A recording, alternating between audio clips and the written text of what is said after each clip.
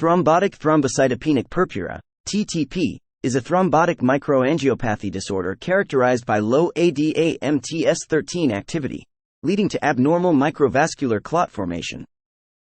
ADAMTS13, short for a disintegrin and metalloproteinase with thrombospondin type 1 repeats, member 13, is a vital enzyme regulating clotting by cleaving von Willebrand factor, VWF, a protein involved in platelet adhesion and clot formation. ADAMTS13 is synthesized in the liver and released into the bloodstream, cleaves large von Willebrand factor multimers into smaller, functional fragments.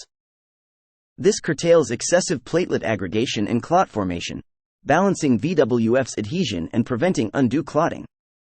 Think of it as scissors, chopping a beaded necklace into smaller beads. In conditions like thrombotic thrombocytopenic purpura, TTP, where ADAMTS13 activity is deficient or dysfunctional, large von Willebrand factor multimers remain in circulation. These large VWF multimers can lead to the formation of microvascular clots, particularly in small blood vessels throughout the body. The resulting clots can lead to organ damage and a range of symptoms, including thrombocytopenia, low platelet count, and microangiopathic hemolytic anemia. The clots formed in TTP damage red blood cells as they pass through narrow blood vessels, resulting in microangiopathic hemolytic anemia. Additionally, platelets are consumed in these clots, leading to thrombocytopenia, low platelet count. The most common cause is acquired in 95% due to IgG autoantibodies against ADAMTS13. Acquired causes include pregnancy, infections such as HCV, HIV, and Streptococcus pneumoniae, drugs such as clopidogrel, and cancer. Another congenital thrombotic thrombocytopenic purpura, CTTP, also known as Upshaw-Schulman syndrome, is an ultra-rare thrombomicroangiopathy due to an inherited deficiency of ADAMTS13. TTP can affect any organ system, but involvement of the peripheral blood, the central nervous system, and the kidneys causes clinical manifestations.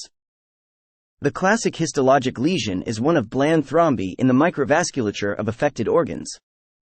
These thrombi consist predominantly of platelets, with little fibrin and red cells compared with thrombi that occur secondary to intravascular coagulation.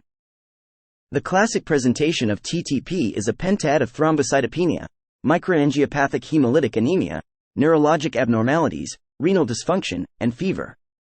However, not all of them exist in all patients.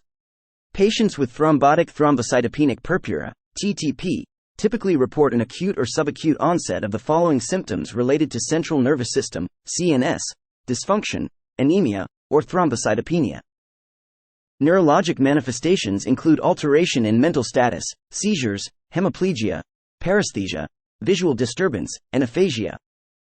These defects can be evanescent and, thus, present as transient ischemic attacks.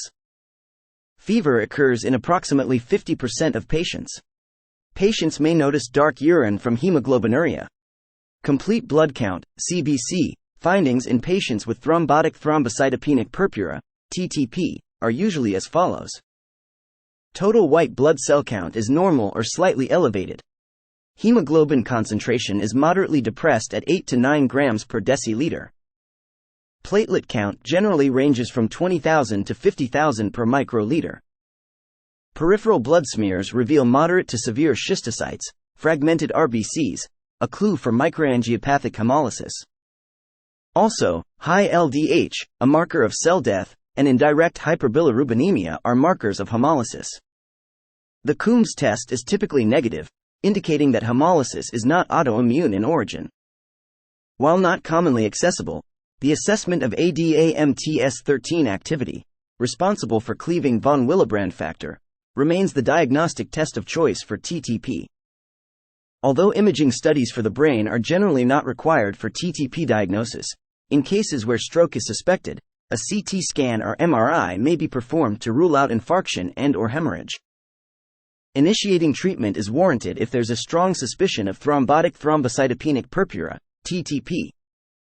In only a minority of cases, 20–30%, the classic pentad of symptoms appears, including microangiopathic hemolytic anemia, thrombocytopenic purpura, neurologic issues, fever, and kidney involvement. Therefore, When microangiopathic hemolytic anemia, with schistocytes, elevated LDH, and indirect hyperbilirubinemia, and thrombocytopenia are present without obvious alternative causes, it's advisable to start total plasma exchange within 4 to 8 hours. Plasma exchange, plasmapheresis, is the treatment of choice. It removes abnormal antibodies and restores ADAMTS13.